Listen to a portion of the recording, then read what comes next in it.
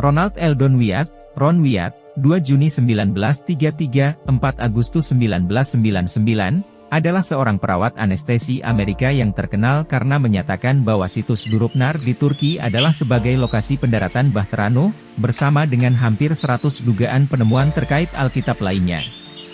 Pada zamannya, Ron Wyatt, yang juga seorang arkeolog Amerika yang terkenal ini, mengungkap hasil penelitiannya dari sesuatu yang dia dapat sebagai hasil galian tanah di Bukit Golgota, tepatnya di titik Yesus disalibkan. Penemuannya tersebut berupa sebuah tabut perjanjian antara Tuhan dengan bangsa Israel dan darah kering yang menempel di bebatuan.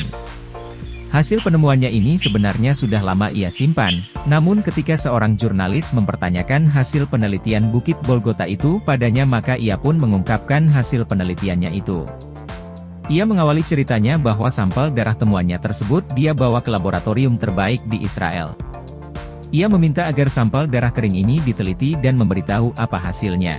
Direktur lab tersebut berkata bahwa mereka terlebih dahulu akan menyusun kembali darah tersebut, lalu menaruhnya ke dalam larutan garam biasa. Kemudian memutar-mutarnya serta menjaganya agar tetap sesuai dengan suhu badan. Begitu mereka lakukan selama 72 jam. Prosesnya urusan mereka, namun saya katakan bahwa saya ingin melihatnya saat mereka mengeceknya kembali. Mereka berkata bahwa ini adalah darah manusia, itu dipastikan sesuai hasil standar penelitian yang mereka lakukan. Lalu saya meminta mereka agar mengambil sel darah putihnya, dan ditaruh di sarana pertumbuhan serta menjaganya agar tetap dalam suhu badan selama 48 jam. Awalnya mereka menolak karena mereka anggap itu sia-sia, sebab benda itu adalah darah mati. Namun saya tetap memohonnya agar mereka melakukannya untukku dan saya pesankan bahwa saya nanti akan ada di sana saat mereka mengeluarkan darah itu dan memeriksanya. Dan saya pun di sana berkumpul bersama para teknisi mereka lainnya. Kulihat para teknisi itu berbicara dalam bahasa Ibrani dengan seorang atasannya lalu dia berkata pada saya, "Tuan Wyatt, darah manusia ini hanya punya 24 kromosom. Normalnya manusia punya 46 kromosom 23 dari ibu dan 23 dari ayah, 23 autosom dari ibu dan 23 autosom dari ayah. Kamu mendapatkan X dari ibumu dan X atau Y dari ayah. Tapi darah ini punya 23 kromosom dari sisi ibu dan hanya 1 kromosom Y. Janin tidak bisa berkembang dengan sempurna jika tidak ada autosom dari laki-laki. Jadi semua ciri fisiknya ditentukan dari sisi ibunya. Kelaki-lakiannya hanya ditentukan dari 1 kromosom Y yang asalnya bukanlah dari seorang laki-laki.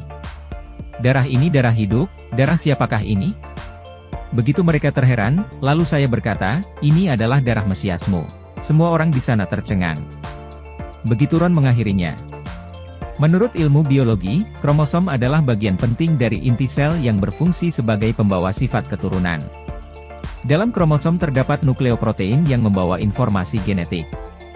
Kromosom dibuat dari protein dan satu molekul DNA yang berisi instruksi genetik suatu organisme yang diturunkan dari orang tua. Pada manusia, hewan, dan tumbuhan, sebagian besar kromosom diatur berpasangan di dalam inti sel. Kromosom dalam satu sel tubuh, sel somatik, berjumlah 2 set atau dikenal sebagai diploid atau 2N. Sedangkan pada sel kelamin, sel gamet, jumlah kromosomnya 1 set atau haploid atau 1N. Satu set kromosom yang dimiliki oleh sel somatik diturunkan dari tetua maternal dan set lainnya yang bersifat homolog diturunkan dari tetua paternalnya. Jumlah kromosom pada manusia terdapat 46 atau 23 pasang kromosom.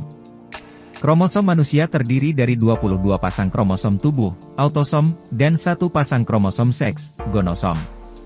Kromosom tubuh akan menentukan sifat-sifat manusia, karakteristik fisik, bahkan penyakit, jika ada, pada keturunannya, misalnya hemofilia dan albino. Sedangkan kromosom seks akan menentukan jenis kelamin manusia.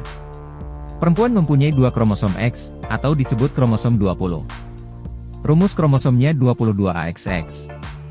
Sedangkan pria mempunyai kromosom X dan Y, atau disebut kromosom XY. Rumus kromosomnya 22AXY. Bila disimpulkan, kromosom mempunyai 3 fungsi penting, yakni, pertama menyimpan dan membawa sifat induk beserta informasi genetik dari generasi pertama ke generasi berikutnya, kedua memastikan DNA telah disalin dan didistribusikan secara akurat dalam pembelahan sel, dan fungsi ketiga adalah menentukan jenis kelamin. Berdasarkan uraian di atas dapat ditarik gambaran yang jelas, bahwa hasil lab darah Yesus hanya memberi informasi genetik dari pihak ibunya namun tidak menginformasikan adanya genetik laki-laki. Genetik laki-laki hanya diwakili satu kromosom Y, sesuatu yang tak lazim pada manusia dan karenanya dipastikan Yesus lahir bukan karena adanya pencampuran genetik manusia pria dan wanita. Toleransi kekurangan kromosom dari salah satu pihak wanita atau pria hanya satu, bila kekurangan lebih besar dari situ bahkan mencapai 20 kromosom. Maka janin dianggap mati dan tak berbentuk janin manusia sebagaimana mestinya. Dipastikan ada campur tangan Tuhan di sana lewat firman-Nya yang disampaikan oleh malaikat Gabriel kepada Bunda Maria. Yesus Kristus lahir sebagai bukan manusia biasa, bukan lelaki biasa dan bukan janin biasa.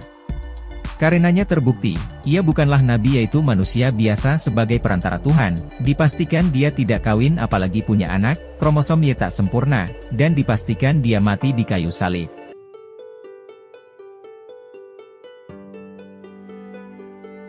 My question is that you said that you had the blood of our Lord examined by the Israelis. That's correct. What was their determination of that? Real quickly, okay, I don't profess to know everything.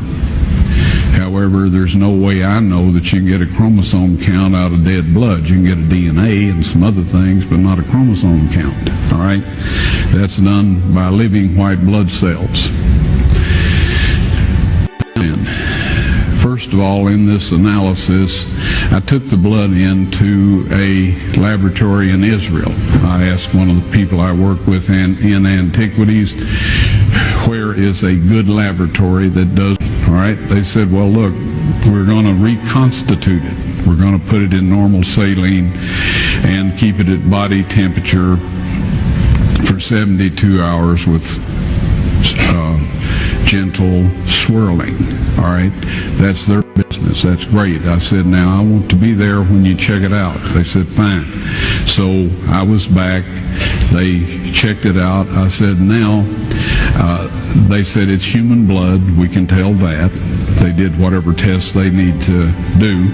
And then I said, take some of the white blood cells and put them in a growth medium.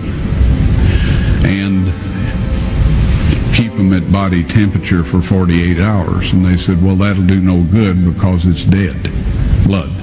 I said, would you please do that for me? And they said, okay, we'll do it. So anyway, I said, I want to be there when you take it out and examine it. So I was back there. They took it out, examined it under a microscope, and the one technician called the other one over there, and then they called the boss over there, and they were talking Hebrew a mile a minute there for a little bit, and they looked at me and they said, Mr. Wyatt, this human blood only has 24 chromosomes in it.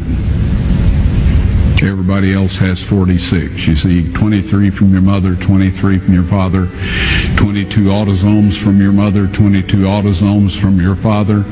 You get an X from your mother, you may get an X or a Y from your father, all right? This blood had 23 chromosomes from the mother's side, one Y chromosome only. You see, the child could not have developed if they hadn't had the autosomes from the mother. So all of his physical characteristics were determined by his mother's side of the family, her autosomes. His maleness was determined by this one Y that came from the source, not a human male. Then they said, this blood is alive. And then they said, whose blood is this?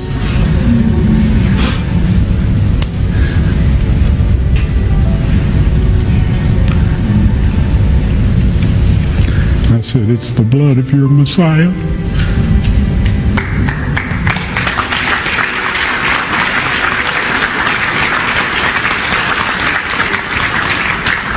And I assure you those men's lives have changed.